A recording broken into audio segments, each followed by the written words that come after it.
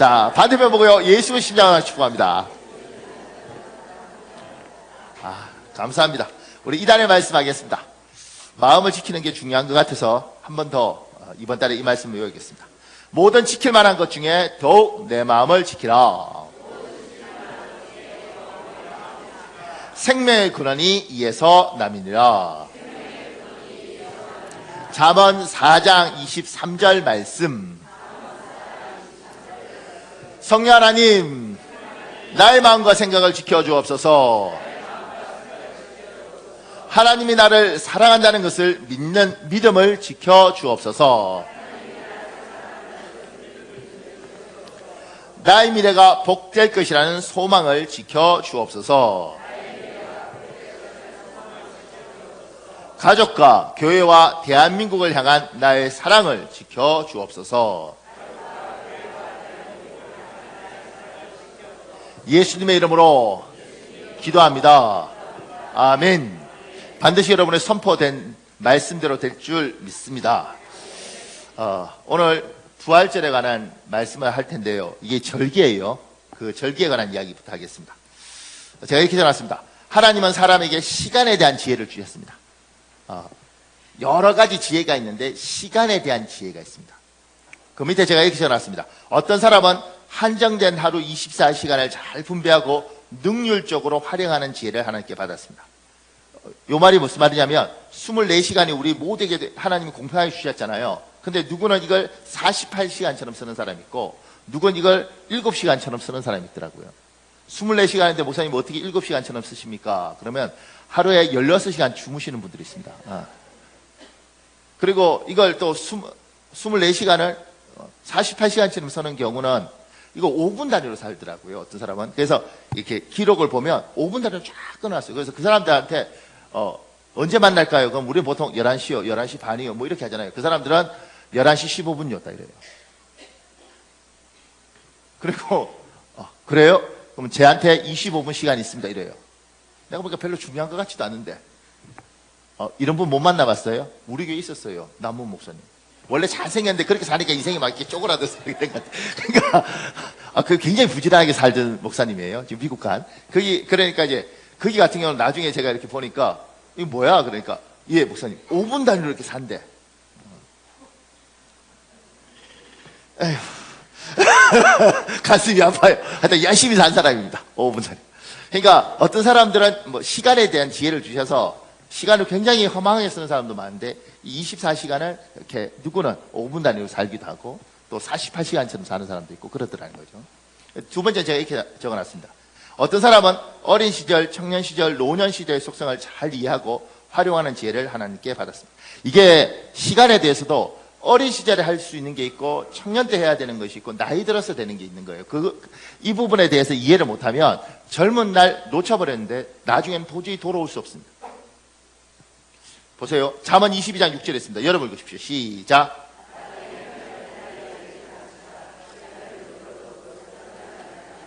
마땅히 행할 일을 아이에게 가르치라. 그리하면 늙어서도 그를 떠나지 않을 것이다. 근데 공동 번역은 이제 성경을 번역할 때 번역 방법이 여러 가지가 있는데 보세요.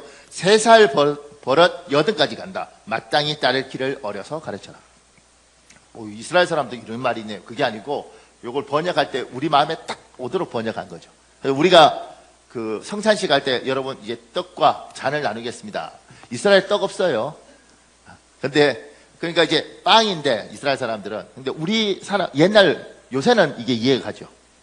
요새 만약 성경을 번역했으면 빵이라고 번역했을 거예요. 왜요? 파리바게트 많잖아요. 그러니까 딱 이해가. 근데 옛날에는 빵이 너무 신기할 때였으니까 이걸 어떻게 번역하냐면 그때는 떡밖에 없으니까 이걸 떡으로 번역하자 이렇게 한 거죠.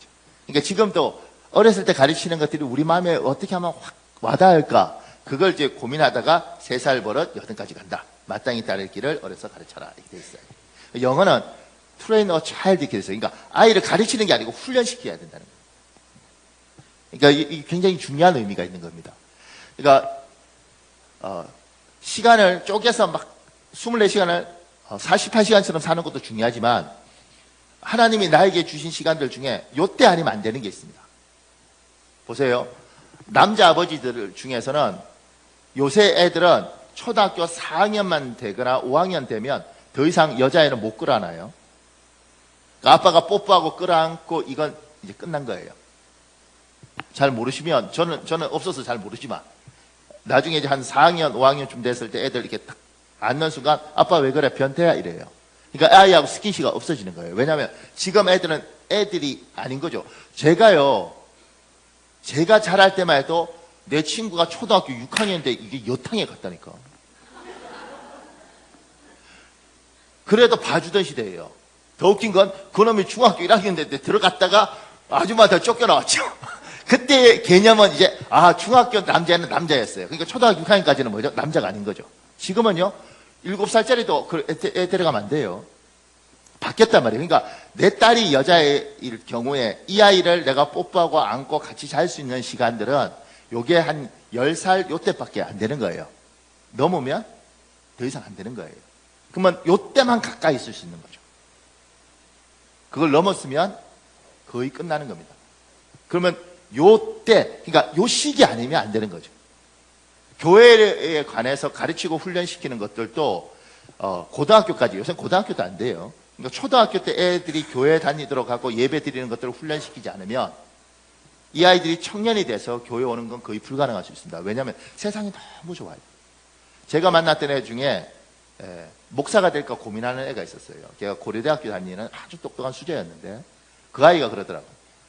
자기가 목사가 될까 고민을 하다가 저한테 그러더라고요. 목사님, 전 절대 목사가 못 될 것 같습니다. 그래서 왜? 저는 세상이 너무 좋습니다. 이러더라고요. 하나님 사랑하죠? 하나님 사랑하고 하나님이 계신 것도 알아요.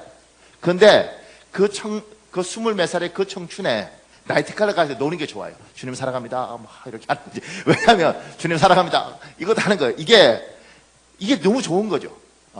그러니까 젊은 날, 어린 날 하나님을 가르치지 않으면 기회를 놓쳐버릴 때가 많습니다. 이게 뭐냐면 상황을 아는 지혜예요. 그러니까 제가 34살인가 뭐 하여튼 그때 다시 대학원을 갔어요. 그러니까 대학원 공부 마치고 다시 대학원을 갔을 때 그때 한 50몇 살쯤 되신 어떤 분이 있었는데 목사님이 그러더라고요.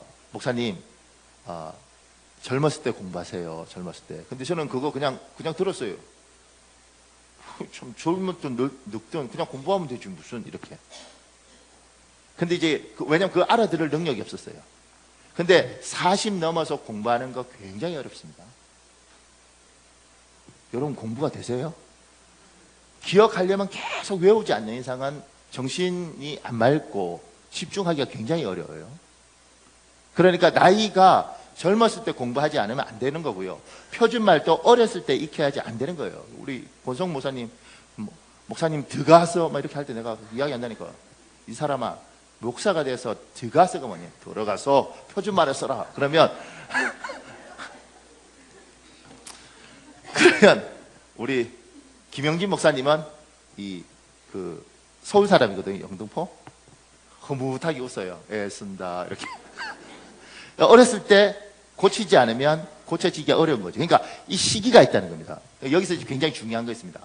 남자분들 중에 한 50대, 40대 후반, 50대 초반 잘 하셔야 됩니다.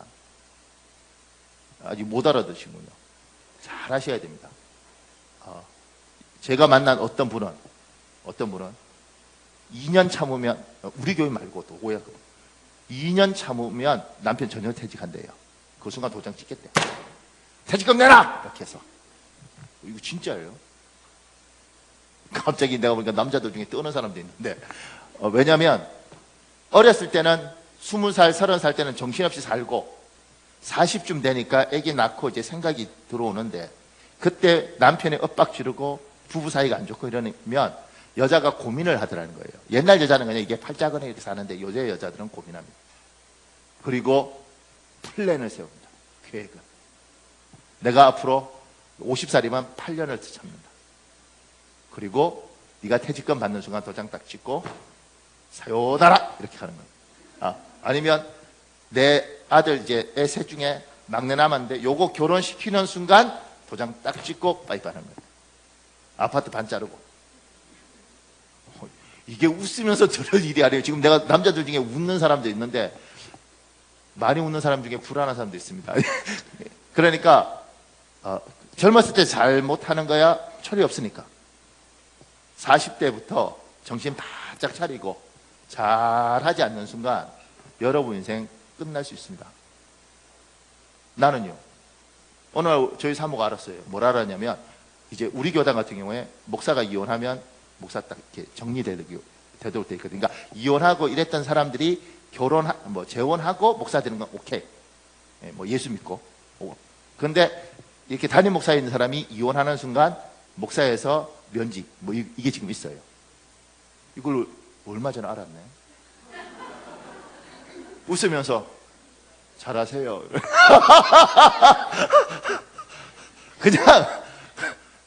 그냥 제 아내가 이혼하겠다고 나는 나가버리겠다고 이 순간 제 30년 예수 믿고 공부한 거 다 필요 없고 정리하고 여러분 사요나라 이러다 가야 된다는 거야.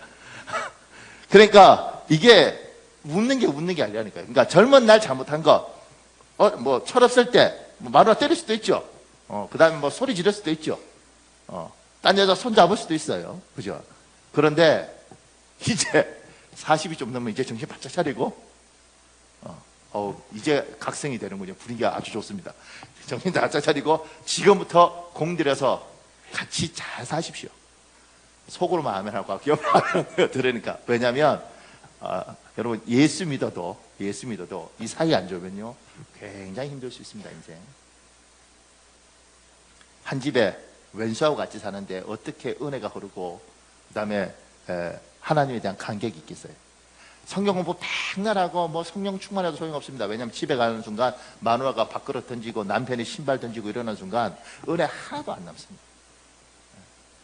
그러니까 회복할 수 있을 때, 젊은 날 그래도 회복할 수 있을 때 잘해서 잘해야 되는 겁니다.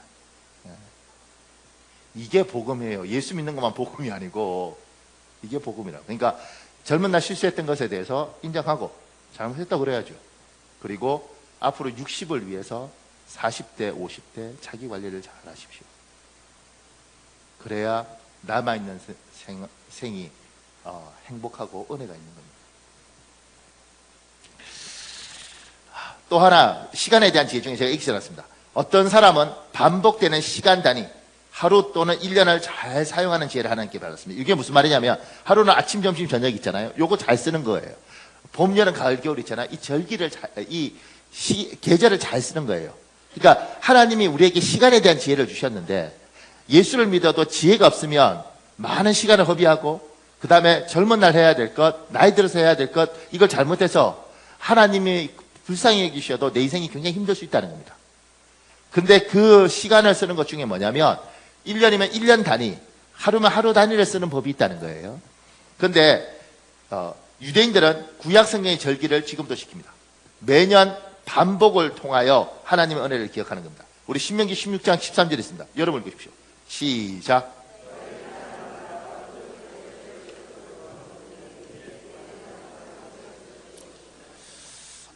요한복음 6장 4절도 있습니다. 여러분 읽으십시오. 시작. 유대인들은 지금도 초막절 지켜요. 6월절 지킵니다. 그러니까 다 지키는 건 아니지만 많은 사람들이 지킵니다. 이스라엘에 가보면 제가 이스라엘 살 때 어느 날 보니까 이렇게 키부츠에 천막이 있는 거예요. 이렇게. 뭐야? 이러니까 천막에서 잔대 일주일 동안. 근데 그게 이제 이 초막절이었던 거예요. 그때는 이제 별로 이런 거 잘 몰랐어요. 그래서 왜? 그러니까 이스라엘 자기들이 광야 40년 떠돌던 것, 그러니까 이집트의 노예로 살다가 나와서 떠돌던 것들을 생각을 하는 거예요. 이걸 매년 반복하면서 내가 참 우리가 정말 힘들었는데 지금 나라도 있구나, 지금 땅도 있구나, 힘도 있구나, 참 감사구나. 이걸 안 읽는 거예요. 보세요. 여러분들 중에 정말 힘들고 어렵고 너무 비참하던 삶을 살던 사람이 있었습니다. 근데 예수 믿으면서 기도한 거죠. 하나님, 전 다 필요 없습니다. 다 필요 없고 임대 아파트 그것도 큰 것도 필요 없고 13평만 주시면 저는 평생 감사하고 살겠습니다. 이런 기도를 한 사람이 있을 수 있잖아요. 그죠? 근데 정말 내한테 그 기회가 안 올 수 있을 것 같지만 어떤 경우는 막 70대를 이르더라고요. 그런데 정말 기적적으로 하나님이 나에게 그걸 주셨어요. 너무 행복하고 너무 감사하고 이사 가던 날 남들은 엄청난 압구정도 아파트 좋다고 그러지만 나는 이게 너무 행복했어요. 그래서 하나님 앞에 강같이 눈물 흘리면서 주님 고맙습니다. 나 평생 감사하고 살겠습니다. 그런데 2년 사고 3년 사는 순간 어느 날 까먹어버렸어. 아이씨, 임대 아파트가 뭐야. 이 사람 어떻게 돼요? 요거 나들리고 다시 돌아가 봐야 돼. 그래야 이게 감사한 줄 아는 거예요. 이걸 안 당하려고 어떻게 해요? 이때 감격이 잊어먹어 갈 때 길바닥 가서 한번 자보는 거지. 집이 좋구나. 내가 직장 잘리고 너무 힘들어서 하나님 다 필요 없습니다. 내가 한 달에 200만 원만 주면 아무리 힘들어도 내가 아무 대꾸 없이 내가 감사하고 살겠습니다. 근데 정말 내 실력으로 200만 원 받겠냐 그랬는데 200만 원 남들이 뭐라 그러든지 간에 나한테 너무 소중했어요. 나한테 너무 감사했어요. 그래서 난 하나님 찬양했어요. 근데요, 한 3년 이렇게 하다 보니까 내가 지금 200만 원 갖고 일을 하게 생겼어. 이렇게 되는 순간 하나님 주신 감격도 날아가고 내 인생의 기쁨도 없어져요. 그때 어떻게 해요? 잃어버리고 나면 이게 얼마나 귀한 줄 아는 거예요. 하나님이 이스라엘 백성들에게 초막절, 유월절, 절기를 주고 뭘 하느냐면 잊지 말라는 거죠. 기억하라는 거예요. 그래서 우리도 현충일, 그 다음에 뭐 6.25 사변 이런 거, 한글날 뭐 이런 거 하는 게 뭐냐면 이거 한글날 한글 뺏겨보니까 일본한테 6.25 때 전쟁 나보니까 현충일에 사람 죽어보니까 야 이거 귀한 날이구나, 이건 소중하구나. 그래서 절기를 사용하는 법을 지혜를 받은 거죠. 교회도 하나님이 그걸 사용하기를 원하세요. 그래서 교회 안에서도 절기가 있고 교회에도 달력이 있습니다. 지금 제가 여기 밑에 대한예수장로회 총회 국내 선교부가 쓴 글 중에 이런 내용이 있습니다. 교회력은 두 부분으로 나누어진다. 처음 약 6개월은 예수님의 탄생, 생애, 죽음, 부활, 성령을 보내심으로 구성되어 있다. 이 절기는 대림절에서 시작하여 성령 강림절에서 그친다. 교회력의 나머지 6개월은 신앙과 생활에 있어 그리스도적 훈련의 큰 주제들을 중심으로 내세운다. 또한 교회의 생활과 성장을 다룬다. 대림절은 연중 최초의 절기며 4주 동안 계속된다. 이때 그리스도인들은 예수 그리스도의 오심을 생각하고 준비한다. 성탄절은 하나님의 아들이며 세상의 구세주이신 예수 그리스도의 탄생을 축하하는 날이다. 주연절은 성탄절 직후에 온다. 이때 그리스도인들은 그리스도께서 세상에 하나님과 구주로 계시되신 것을 생각한다. 사순절은 예수 그리스도의 고난과 죽음을 생각하는 절기이다. 부활절은 교회력 중 가장 즐거운 축제이다. 죽음을 이기신 그리스도의 부활을 축하하는 날이다. 승천절은 부활절에서 40일째 되는 날이며 그리스도께서 하늘로 승천하신 날이다. 성령 강림절은 부활절 후 50일째 되는 날이다. 이때 그리스도께서 약속하신 대로 제자들에게 성령을 보내시다. 이게 교회가 그냥 지키는 게 아니라 이 절기가 있는 거예요. 그래서 대림절을 한 달 지키면서 예수님이 대자가 기다릴 대자고 림자가 이말 림자라고 예수님이 탄생을 기다리는 거예요. 한 달에. 이게 대림절인 거죠. 그리고 뭐요? 거룩한 탄생, 예수께서 탄생하시는 거죠. 그리고 탄생하신 예수께서 이 땅의 주인으로 계신 거예요. 이게 주연절.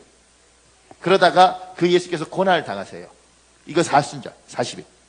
그 고난 당하신 주께서 십자가에 달려 돌아가시고 부활하시죠. 이게 부활절. 그리고 부활하신 주께서 하늘로 올라가세요. 성천절. 그 주께서 그냥 계신 게 아니라 자기 백성에게 성령을 보내주셔요. 성령 내릴 강. 성령께서 내려오시고 강림절. 이걸 교회가 이 절기들을 지키면서 1년 동안 이렇게 돌면서 성령께서 강림하셨지. 성령을 받아야 돼. 주께서 부활하셨지. 예수께서 태어나셨지. 이렇게 하면서 교육을 시키고 훈련을 시키는 겁니다. 그래서 그 날짜마다 그걸 생각하는 거죠. 근데 오늘은 뭐냐면 오늘은 부활절인 거예요. 부활절은 제가 여기 이게 적어놨습니다. 기독교 절기 중에 대외적으로 잘 알려진 건 성탄절과 부활절입니다. 대외적으로 성탄절이 유명하지만 우리는 정통적으로 부활절을 가장 중요하게 생각합니다. 제가 이것도 읽어드릴게요. 4세기 전까지의 초대교회에서는 교회력이라는 이름을 사용하지 아니하였다. 그들은 오직 부활의 사건에만 초점을 둔 교회 생활에 계속하여 부활의 사건이 예배의 중심이고 교회력의 전부였다. 그들은 부활의 잔치를 1년에 단 1회로 국한시키는 것 자체를 거부하고 이들은 매주일을 부활의 잔치로 삼고 예배를 계속하였다. 비록 그들은 오늘과 같은 교회력은 비록 없었으나 부활에 초점을 맞춘 매주일의 예전 행위는 가장 어떤가는 예배력으로서의 유산이 되어 오늘에 이르고 있다. 특별한 이들이 맞는 주일은 언제나 부활과 연관을 지었기에 기쁨과 감사와 승리의 잔치가 예배의 전반적 분위기였다. 비록 그들은 심한 박해에 시달리는 현 시대에 있으면서도 주님이 부활한 주의 날을 기다리고 이 날에 모이면 주님의 재림과 그의 최후의 승리의 날을 기다리면서 기쁨과 소망을 가진 예배를 드렸다. 이토록 주님의 부활에 모든 신앙의 초점을 모은 초대교회는 연례적인 부활절을 교회의 가장 어떤가는 절기로 경축하였다. 지금 이게 굉장히 중요한 내용입니다. 왜냐하면 우리는 안식일을 지키는 게 아니에요. 제7일 안식일 교회 있잖아요. 우리는 안식일을 지키는 게 아니고 우리는 부활한 주님의 부활을 기념하는 주일을 지키는 거예요. 그러니까 주께서 주일날 부활하셨죠. 그래서 그 부활절을 지키고 이걸 매주 지키는 거예요. 그러다가 이걸 매주 지키는데 전체를 한번 1년에 딱 이 날을 잡아서 주께 부활절 이렇게 이야기하는 거죠. 그러면 여러분과 내가 가진 신앙이 좀 바뀌어야 될 필요가 있어요. 우리 민족은 힘들고 어려웠던 민족이었죠. 가난하고 배고팠던 민족이었어요. 그리고 예수께서 우리를 위해 십자가 지셨다는 그 사실에 너무 감사했어요. 나 같은 걸 위해서 죽어주셨다. 그러니까 예수의 고난, 예수의 십자가, 그리고 주께서 당한 연단, 이게 교회예요. 그러니까 주님이 십자가 지시고 고통 당하셨는데 네가 웃어? 네가 기뻐해? 그러니까 너 제대로 살아야지. 그러니까 원래 예배는 우리는 좀 칙칙한 분위기의 예배인 거죠. 슬퍼야 되고 아파야 되고. 그게 이제 한국 교회가 많이 왔던 거예요. 근데 예수께서 십자가 지시고 죽어서 계속 계신 게 아니잖아요. 주님은 십자가 지시고 부활하셨다고. 그 말은 뭐냐면 우리는 주일마다 주님의 부활을 기뻐하는 거죠. 우리는 죽어도 사는구나. 우리는 사는구나. 우리 하나님은 살아계신구나. 할렐루야. 그러면서 여러분과 내 신앙은 슬프고 고통스럽고 아픈 신앙이 아니고 살아계신 하나님을 찬양하고 내 인생도 죽어도 사는구나. 우리 주께서 살아서 나를 보시는구나. 감격이 있고 기쁨이 있고 즐거움이 있는 게 우리 신앙인 거예요. 그러니까 신앙의 색깔이 달라요. 이건 억지로 웃으라는 이야기 아니에요. 교회 올 때 억지로 웃으면서 와 이게 아니라 여러분과 내가 믿는 하나님은 살아계시고 우리의 모든 고통을 가시고 십자가에 지셨으니까 우리의 고통은 끝났고 그분은 죽어서 계신 것이 아니라 살아계신 하나님을 기억하고 기념하는 겁니다. 이게 승리의 날이고 죽음을 이기고 그리고 감격의 날이고 이긴 날이에요. 그러니까 우리들 신앙들 중에 교회 와서 내 개인적인 슬픈 일 말고 주님이 십자가 지어서 얼마나 고통스러웠을까. 그것들이 이제 우리한테 귀한 거죠. 그런데 그것이 우리 교회 지금까지 한국 교회 전체적인 분위기였으면 많은 사람들이 예배 오면 슬퍼야 되고 예배는 엄숙하고 정죄하는 분위기가 있는 거예요. 집사님 하나님 앞에서 제대로 예배 드리세요. 주님 우리를 위해서 십자가 지셨어요. 피 흘리셨다고 이렇게. 근데 이제 그게 아니고 집사님 많이 힘들지 주님이 승리하셨어. 주님이 다시 사셨어. 하나님이 살아계셔. 우리는 살아서 우리를 보셔. 집사님 우린 죽어도 살아. 아니 이게 기뻐야 되는데 분위기가 이렇게. 하기야 이 부활절 죽어도 살면 유정란을 줘야 되는데 몇 반석 그냥 푹푹 쪄서 그냥 살지 못하도 죽은 거 주고 이러니까. 네. 여러분과 내가 가진 신앙, 그러니까 우리 기독교는 희망을 선포하고 소망을 선포합니다. 성경 볼 때, 그러니까 저는 이제 지금은 명확한 것 같아요. 40전에는 목사 시키면 안 되는 것 같아요. 40살 전에는 아무리 공부를 많이 해도 목사님을 주면 안 되겠다 이 생각을 이제 해요. 난 일찍 받았으니까. 근데 왜 그 생각을 하냐면 젊은 날 사람이 비판적이고 어떤 사물을 볼 때 부정적으로 보는 그 시각을 가지고 있을 때, 왜냐하면 30대, 20대는 그러잖아요. 10대는 더 심하고. 그런 식으로 성경을 보니까 공부를 많이 해도 시각이 그렇게 되더라고요. 근데 어느 순간인가 성경을 이제 자세히 보니까 이사야서 뭐 이런 것도요. 주님께서 야, 너 다 죽인다 이 소돔과 같은 것을 고모라 같은 것을 막 미안합니다.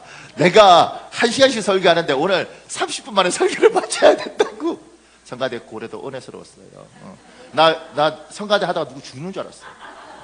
그러니까 홍 목사님 수준에 맞춰서 해야지. 이제 내가 보니까 이렇게 끝나고 이 여담인데 끝나고 이렇게 하면서 이게 뭐냐면 설교 안 듣고 자겠다는 거잖아.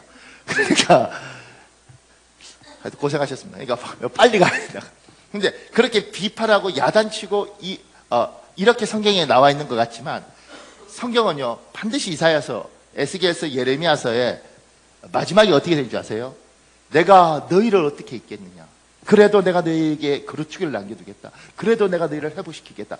아니 이게 왜 40이 넘어서 보이냐. 같은 성경을 그렇게 공부하는데 왜 그게 40이 넘어서 연약한 우리에게 하나님이 우리의 연약함을 아시고 사랑하셨구나. 우리의 부족함을 아시고 사랑하셨구나. 이게 왜 40이 넘어서 보였을까요? 30대는 내가 하면 되는 줄 알았어. 이악 물고 독하게 그냥 하면 내가 해낼 수 있을 것 같다는 생각을 했어요. 근데 어느 순간인가 내가 약한 인간이구나. 내가 안 되는구나.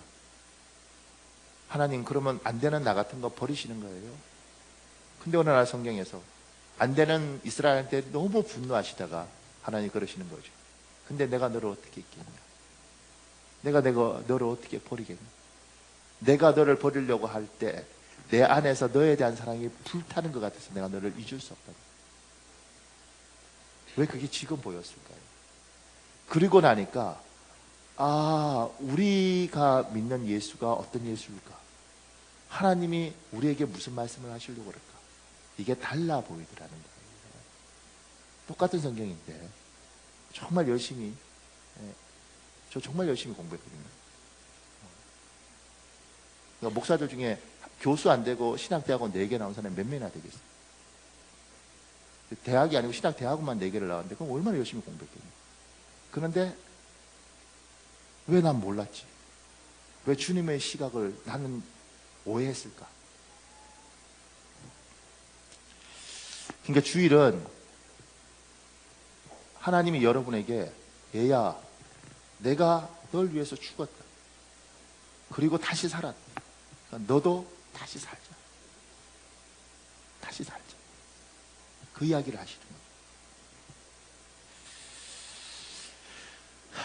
여러분 부활절이 지금 여기서 부활절이 성탄절이 중요한 것 같지만 부활절이 가장 중요한 거예요. 왜 부활절이 가장 중요한 거냐면 이 부활절 주께서 죽으셨다가 다시 사셨다는 이것에 의해서 생각과 시각이 바뀌는 겁니다. 제가 밑에 이렇게 적어놨습니다. 세상 사람들은 모든 판단과 결정의 기준이 현세입니다. 지금 이 땅이에요. 우리의 현세와 내세는 우리는 현세와 내세를 모두 생각하고 사는 사람들입니다. 이게 차이입니다. 이 세상 사람들은 이 땅밖에 없습니다. 그러니까 이 땅에서 뭘 해야 돼요? 어떻게 해서든 하루라도 더 외국 돌아다니면서 볼 거 보고 죽으면 못 먹을 거니까 이 땅에서 어떻게든 신기한 거 있고 이상한 거 있으면 다 먹어보고 왜냐하면 한 번밖에 없는 인생 죽어서 어차피 썩을 인생 아무것도 못하고 하면 억울하니까 어떻게든 하는 겁니다. 근데 우리는 이걸로 끝이 아니고 이 세상 이후에 다른 세상이 있다는 거예요. 제가요 제가 중국에 있는 조선족 분을 전도해서 예수 믿게 한 적이 있어요. 이게 어떻게 됐냐면 제 친구가 중국에 있으면서 제 아내하고 그 교회를 방문했어요. 30대 초반에 방문을 했는데 거기 이제 돈 많은 어떤 분이 목사님 중국에 이게 벌써 한 20년 가까이 되니까 목사님 중국에 언제 와 보시겠어요? 그러면서 오신 김에 제가 목사님 잘생기겠습니다. 그러면서 가이드를 하나 붙이고 그래서 비행기를 태워서 북경에 보내서 우리 보고 북경을 구경시켜줬어요. 그러니까 여기는 산동성이니까 비행기 타고 이제 북경 가서 이 가이드 하나가 우리한테 붙어서 3박 4일을 우리를 안내를 하는 거예요. 근데 이제 중국 가면 당연히 베이징 가면 이제 만리장성을 가야 되지 않겠어요? 만리장성을 갔어요. 갔는데 이 사람이 가서 그러더라고요. 신발 딱 벗고 굳은데 발바닥이 너무 아픈가 봐요. 신발 딱 벗고 올라갔다 오세요. 기다리겠습니다 이러더라고요. 그래서 저하고 저희 집사람하고 사진 한 장 딱 찍고 앞에서 우리 안 올라가도 되는데 올라갔다 오세요. 안 올라가 저거 다 올라갔어요. 우리 어떻게 그거 올라가겠어요? 그냥 우리 여기서 사진 찍고 이게 만리장성이라면 우리 딴 데 갑시다 이랬다. 그 사람이 막 동공이 막 커지면서 막 감격스럽게 목사님만 다르시군요. 뭐 달라? 뭐가 달라?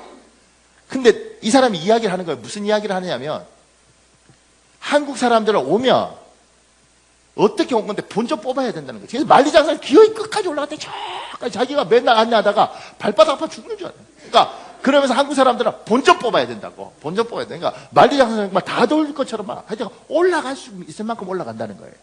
근데 자기가 가야 되니까 올라가야 되잖아요. 그래서 우리 안내할 때도 이제 너무 피곤하니까 신발 벗고 니들 올라가라 죽여라 이런 거였어요. 근데 우리가 안 올라가니까 한국 사람들이 처음 본 거죠. 그리고 알게 된 거죠. 목사구나. 그래서 식당에서 저하고 밥 먹다가 내가 예수 믿으려고 믿겠다. 만리장성을 안 올라간 당신의 영 믿겠다.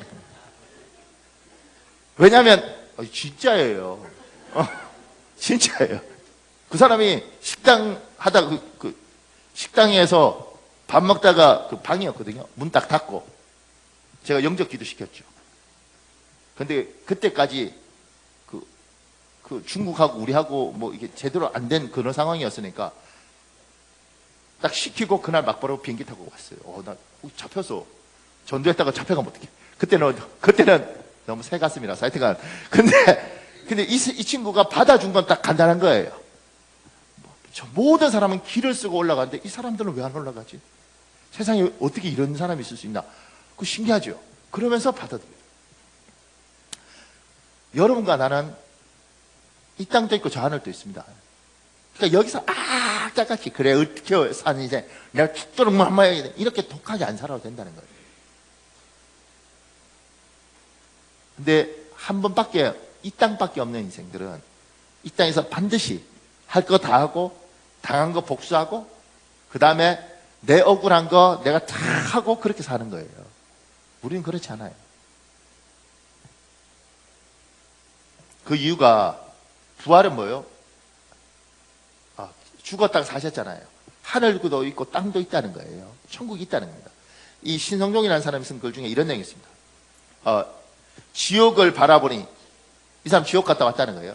지옥을 바라보니 전체가 불덩이처럼 활활 타고 있었다. 마치 쓰레기 더미처럼 연기가 나고 냄새가 지독한 시궁창 같은 곳이었다. 비슷한 곳으로는 옛날 난지도가 흙으로 덮여지기 전의 모습처럼 보였다. 먼저 그는 지옥문에 걸려있는 표지판을 가리키며 설명해 주었다. 이리로 들어오는 자는 다 저주를 받은 자여라. 모든 소망을 버려라. 죽을 수도 없는 곳이다. 다만 너희가 할 수 있는 것은 이 어둠 속에서 이를 갈며 슬피 우는 것뿐이다. 이렇게 할 걸 저렇게 할 걸 하면서 후회하고 모든 기회를 잃은 것을 원망하는 이다. 기회란 준비된 자와 용감한 자만이 가질 수 있다. 그러나 여기 있는 자들은 모든 기회를 잃은 자들이며 버림받은 자들이다. 이곳에 들어온 자는 다시 나갈 수 없고 제2의 기회가 없다. 이들은 같은 층일지라도 끝없는 깊은 구석에 따로 갇혀 있었다. 그곳은 태양이 침묵하는 곳이어서 그런지 겨우 앞을 분간할 수 있는 정도였다. 마치 안개가 척한 날처럼 암울한 분위기였다. 그 입구에는 이런 글이 기록되어 있었다. 차라리 태어나지 않았더라면 좋을 뻔한 자들이여. 한 번 주어진 기회를 배신과 불신으로 보낸 자들에게는 이런 영원한 저주가 임할 것이다. 그대들의 목마름과 고통은 영원할 것이며 아무도 그대들을 돕지도 위로해 주지도 않을 것이다. 이제 그대들에게 남은 것은 영원한 탄식과 슬픔뿐이며 이를 갈며 자신을 세상에 태어나게 해준 부모들을 저주하는 일일 뿐이다. 이분이 이거를 쓴 건 굉장히 충격적인 겁니다. 왜냐하면 이분 신학 박사이고 총신대학교 교수였어요. 학자예요, 학자. 그러니까 이제 그러면 지옥 갔다 천국 갔다 이러면 하면 성경도 모르니까 헛소리 하고 있는 거야. 참 이러던 분이에요. 굉장히 유명한 사람이에요. 근데 은퇴하시고 어느 날 천국하고 지옥을 갔다 왔다는 거예요, 자기가. 이분이 그거 하는 순간 자기가 지금까지 했던 말하고 반대 이야기 하는 순간 굉장히 대학자거든요. 옆에 있는 같은 신학 교수들이 저게 늙어서 노망났나 왜 그러냐 이러고 후배들이 아니 교수님 왜 그러세요? 그냥 조용히 계세요. 나는 미쳤다 그럽니다. 목사들인데도 이렇게 반응하는 거예요. 근데 이분이 그래요. 난 분명히 갔다 왔다는 거예요. 나 분명히 봤다는 거예요. 나 평생 그거 뭐 갔다 온다 이런 말 하면 안 된다고 그랬는데 내가 갔다는 거예요. 내가 이 나이에 거짓말해서 뭐 하겠냐는 거지. 천국과 지옥이 있다는 거예요.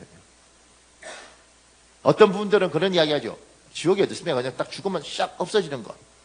그럼 얼마나 좋겠어요. 근데 성경은 분명히 천국도 있고 지옥도 있다는 거예요. 지옥에서 지금 이것처럼 일을 간다는 거예요. 여러분과 내가 교회에 와서 교회 오니까 마음이 편하구나. 좋구나. 요건요 상담사한테 가도 됩니다. 그런데 우리는 천국이 있고 지옥이 있다는 사실에 대해서 우리는 성경이 그렇게 말하니까 믿는 거죠. 목사님 저 사람 지옥 가면 어떻게 해요? 전도하는 거죠. 여러분의 남편이 안 믿으면 싸우면 안 되고 기도하면서 어쨌든 저 사람이 마음을 돌이키고 하나님을 믿도록 해야 되는 겁니다. 여러분의 자녀가 믿지 않으면 어쨌든 이 아이가 하나님을 붙들고 살 수 있도록 그렇게 해야 되는 겁니다. 제가 전도하면서 여러 가지 경험인데 참 인상적인 경험은 남자는 예수 안 믿죠.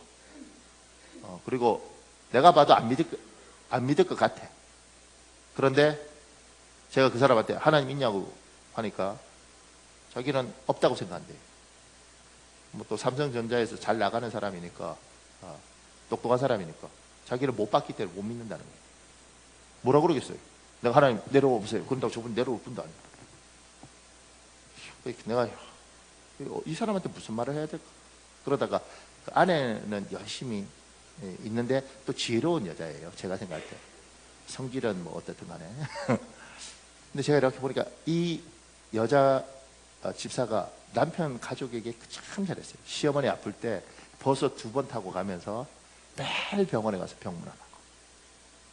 그게 쉽지 않잖아요. 자기 아내가 얼마나 정성을 다해서 그 집안에 하는지 이 사람이 알아요.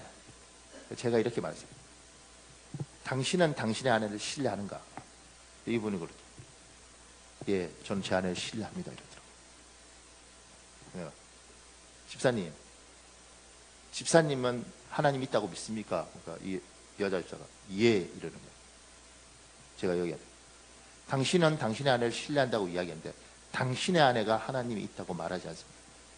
당신이 신뢰하는 당신의 아내가 하나님이 있다고 말하지 않습니다. 하나님 믿습니다. 그 하나님 믿으시겠습니까? 당신이 이 하나님 믿지 말고 당신의 아내의 하나님을 믿으시겠습니까? 그러니까 이 사람 이렇게 있다가 뒤로 다 이렇게 빼더라고요. 눈 딱 감고 생각하는 거죠.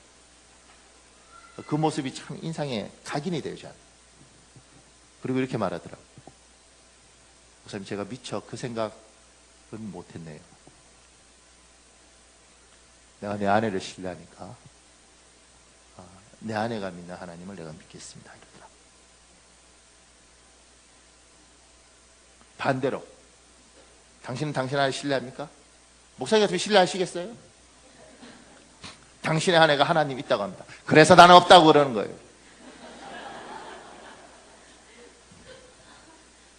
그러니까 예수 믿는 내가 참 소중한 거예요. 시비 걸 사람이 별로 없네. 내가 움직이면 또 카메라가 김예진이 제가 1부 때 이거 해봤거든요. 본권사님 얘가 하나님을 제대로 믿는지 아닌지 우리는 모르잖아요. 그죠? 우리 애들은 몰라. 우리 애들은 여러분과 내가 집에서 보는 애와 바깥에 있는 애는 다를 수 있어요. 본권사님 나 따라하는 거예요. 들리도록. 아니면 장롱 시켜버린다. 사랑하는 내 딸 김예진아, 나는 너를 천국에서 꼭 보고 싶다.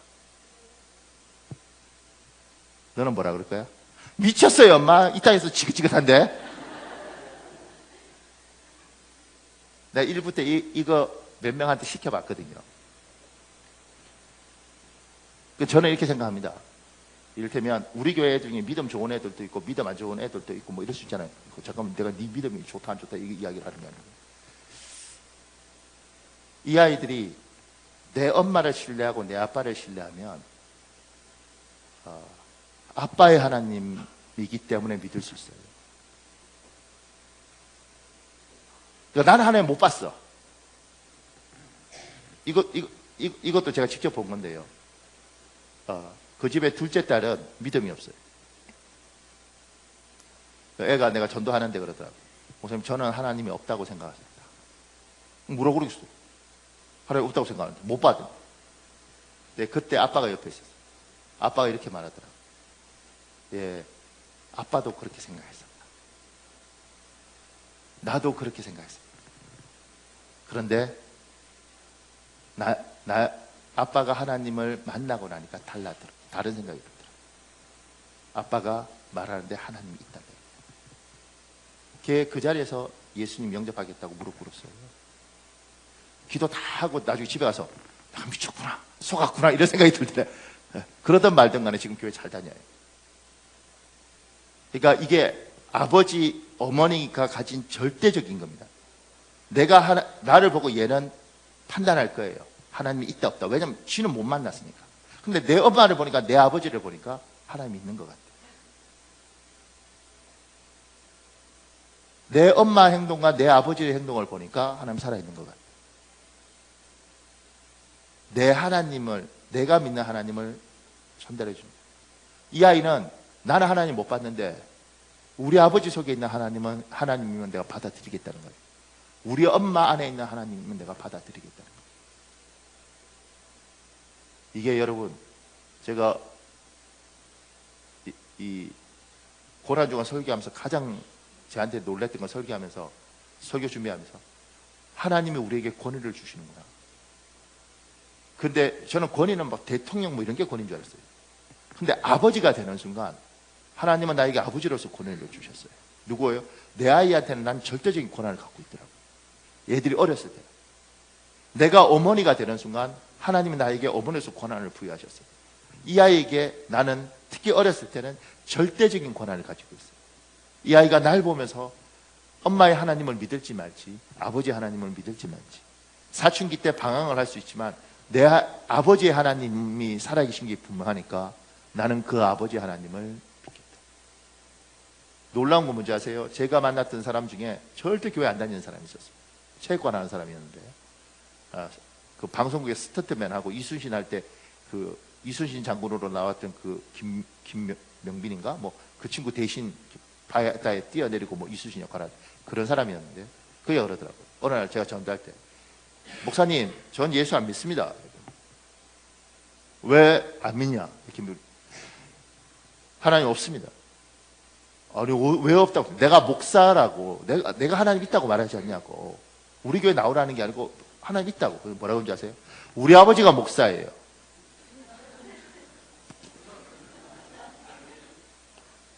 그리고 하나 더요. 우리 형님이 선교사예요. 하나님 없습니다. 내가 전도하다가요, 이렇게 하나님 주신 지혜가 있어 이렇게 잘 하는데 멍할 때가 있습니다. 그때가 뭐냐면 우리 아버지가 목사라는데, 우리 형님이 선교사라는데, 이게 진짜더라고요.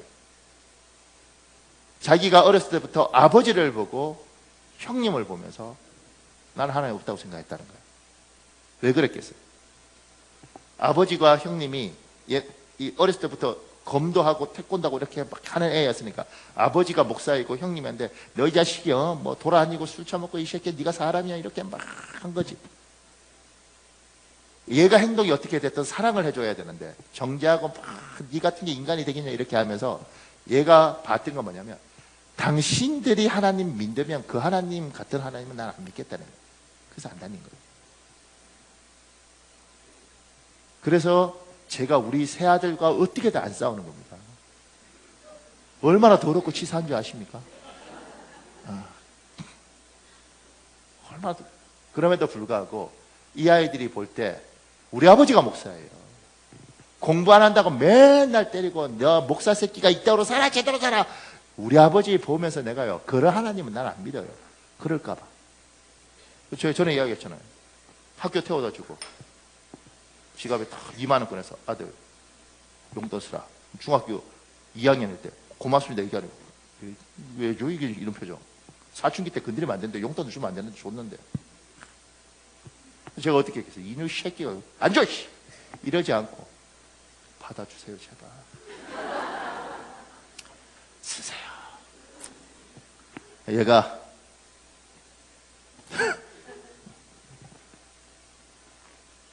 잘 가십시오 사랑합니다. 그걸 닫고 오면서 확신 어느 하나 걸리면 왜 그러겠어요? 얘는 직접 하나님 못 보니까 날 통해서 보고 그래. 하나님을 위해서 강과 쓸개를 꺼내놓고 얘가 어느 순간인가 아버지를 보니까 하나님 있는 것 같아. 그래서 내 아버지가 죽고 나면 아버지의 하나님을 내가 붙들고, 그리고 어디서 봐요? 저 하늘에서 보는 거예요. 시간이 너무 없는데 밑에 제가 글이 하나 돼 있습니다. 보세요. 이찬용이나 사는 사람 중에 이런 이야기 있어요. 그 위에 제가 이렇게 적어놨습니다. 천국이 없다면 견뎌낼 수 없는 고통이 우리의 삶에 찾아올 때가 있습니다. 내가 섬기던 교회에 원영이라는 5살 꼬마가 있었다. 어느 날 원영이가 길 건너에 있는 엄마를 보고 건너오다가 커다란 덤프트럭에 치여 죽고 말았다. 그 상황을 눈앞에 본 엄마는 충격을 받아 정신질환을 앓게 되었다. 이 사건으로 인해 교회 분위기는 침울했고 원영이네 가족은 말할 수 없는 참담에 빠지고 말았다. 그러다 어느 날 내가 담당했던 중고등부 기도 모임에 원영이 어머니가 참석해서 함께 기도했다. 그때 원영이의 어머니는 방언을 체험하며 원영이의 환상을 보게 되었다. 원영이는 너무도 밝은 곳에서 손을 흔들며 말했다. 엄마, 난 여기서 행복하게 잘 있어. 그러니 엄마도 주님 잘 믿다가 나중에 다시 만나. 그 순간 비통함으로 시간을 보내던 원영이 어머니의 얼굴에 화색이 돌았다. 그리고 얼마 후에 원영이의 어머니와 아버지는 셋째 아이를 가지며 충성스러운 성도로 돌아왔다. 우리는 천국이 있고 천국에서 만날 소망이 있습니다. 그러니까 하늘나라 가서 다시 만날 사람들이라는 거예요. 내 아이가 나를 통해서 하나님을 알고 천국을 같이 오는 티켓을 끊는 거예요. 그리고 천국에서 우리는 어차피 만날 거니까. 이 땅에서 속 뒤집어지도 60년, 70년만 참으면 다 끝나는 거니까. 그렇죠? 우리 다 참고 천국에서 이야기하자. 근데 나 때문에 아버지가 있는 천국은 난 가고 싶지 않습니다. 그러면 안 되지 않겠습니까? 제가 이렇게 말해도 목사님 저는 하나님이 절대 없다고 생각하는 사람을 위해서 제가 하나만 더. 밑에 파스칼이라는 사람이 있습니다. 유명하잖아요, 수학자. 그 사람이 파스칼의 내기, 이게 뭐죠? 이렇게 게임 이런 것들이 있는데 이게 이제 독일 사람이 쓴 책에 이런 내용이 있습니다. 파스칼은 프랑스의 심리학자, 수학자, 과학자, 신학자, 발명가 및 작가이다. 주요 저서는 팡세, 시골의 친구에서 보낸 편지 등이 있다. 파스칼은 주로 수학자로 잘 알려져 있으나 실제로는 철학과 신학에 더 관심이 많아. 파스칼은 신이 존재할 확률을 50%로 가정했다. 신이 존재한다는데 베팅을 하고 신을 믿기로 결정했을 때 정말 신이 없다면 그 대가로 영원한 삶과 구원을 얻는다. 설령 신이 존재하지 않더라도 치러야 할 대가는 신을 두려워하는 마음, 신앙생활에 들어갈 약간의 비용과 시간이 전부다. 이럴 것은 별로 없지만 얻을 수 있는 이익이 크니 신을 믿어야 한다는 내용이 파스칼의 내기. 파스칼의 내기는 사람들이 수학적으로나 통계학적으로 불확실한 가운데 어떤 가치와 이에 관련된 결정 문제들을 밝혀내어 합리적인 최적의 결정을 내린다는 현대 결정 이론의 성립에 큰 기여를 했다. 사랑하는 여러분, 파스칼이 이야기하는 거예요. 뭐라고 이야기하냐면 하나님 믿어라는 거죠. 있을지 없을지는 아무도 몰라. 그러니까 반반이잖아요. 일기예보 할 때 나는 일기예보 기상캐스터 할 수 있습니다. 여러분 내일 비가 올지 안 올지는 내가 내일 비가 올 확률은 50%입니다. 못 알아두시군요. 비가 오든 안 오든 둘 중 하나잖아요. 50% 맞아요. 여러분 내가 내일 비가 안 올 확률 50%입니다. 비가 올 확률 50%입니다. 내가 정말 교인들 등록할 때 다 IQ 테스트 합니다. 정말. 그러니까 50%. 그러니까 천국이 있을지 없을지는 저야 있다고 말하지만 누구나 초고 있을지 없을지 어떻게 알아? 50%는. 그런데 그 50% 때문에 베팅을 안 했어요. 나 교회 안 다녀. 귀찮고. 그런데 죽었는데? 에헤이, 천국도 있고 지옥도 있네. 예수님이 좋은 줄 알았는데 이갈시면서 너희 새끼 잘 왔어. 이렇게 하시면 인생은 망가지는 거예요. 근데 지금 우리가 이렇게 예배당에 와서 어쨌든 시간 투자하고 예배했어요. 그런데 죽었는데 끝. 속았지. 속았구나. 근데 아무도 몰라. 어차피 끝나는 거니까. 이해 안 가십니까? 그러니까 믿어서 손해볼 거 하나도 없어요. 뭐냐면 어차피 아무것도 없으면 끝이니까. 저는 있다고 믿지만. 그런데 혹여 버티다가 안 믿었는데 눈 떠보니까 예수님도 있고 뭐 천사도 있고 천국도 있고 지옥도 있고 뭐 이러더라. 인생 베리인 겁니다. 그러니까 믿으라는 거예요. 이게 파스칼의 논리입니다. 대수학자의 논리예요.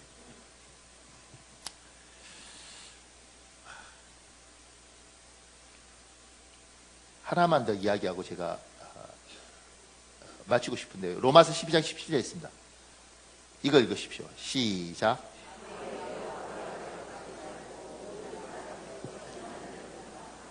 여러분과 제가 이 땅에 살면서 이 땅만 있으면 악을 악으로 갚지 말고 모든 사람의 선을 도모하면 안 됩니다.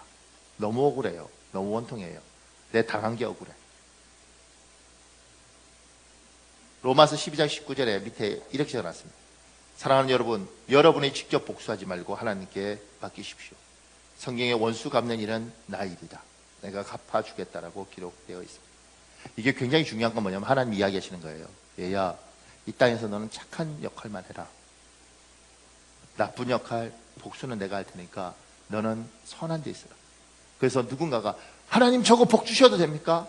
그때 내가 복 줘야지. 얘가 악을 악으로 갚지 않잖아. 얘가 악으로 선을 이기려고 노력하잖아.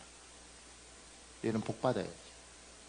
이렇게 내가 말할 수 있도록 내가 너의 원수를 갚아줄 테니 너는 착한 일에 있고 얘야 나쁜 것, 억울한 것, 복수하는 건 내가. 혹여 여러분의 아내가 너무 여러분을 괴롭히시면 얼마나 화가 나겠어요. 그러면 야자! 이러지 말고 그냥 이렇게 여보 미안해. 여보 나가요. 나가면서 아래 신발 다시 놓고 그러고 그냥 그 소심하게 복수하고 그냥 살아요. 대놓고 그냥 막 이 여자가 이러지 말고. 이해가 안 가십니까?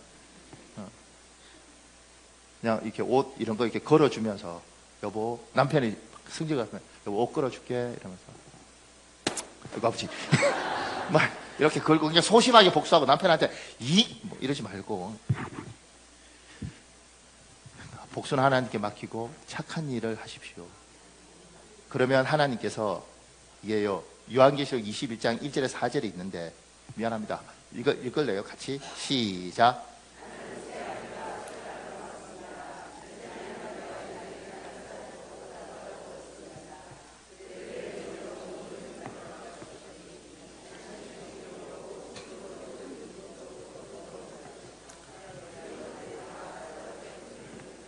사랑하는 여러분, 하나님이 제가 아는 하나님, 여러분 하나님 반드시 눈에 눈물을 닦아주십니다.